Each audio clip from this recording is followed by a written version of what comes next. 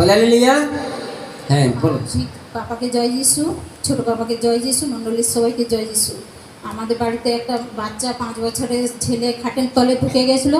আমি দেখতে পাইনি, আমি বলছি ছেলেটা কোথায় গেলো, দিয়ে আমি নিচে নিয়ে দেখতে গেছি, সে বাড়িতে ভিতর থেকে বের করে আমার মাথাটা এমন ঠুকে দিয়েছে, চোখে চোখে ব্লাড জমায়ে কষ্টে যন্ত্রণায় প্রচুর কষ্ট পাচ্ছিলাম। তারপরে পাপাকে ফোন করে প্রার্থনা লিয়াতে আমি সুন্দর হয়ে গেছি। আগের সপ্তাহে হয়েছিল আমার।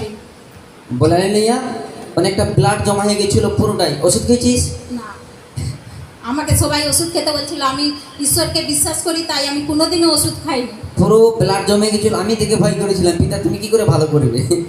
বলে লিয়া ও এসে বলছে বাবা তুমি প্রার্থনা করতে ভালো হয়ে যাবে।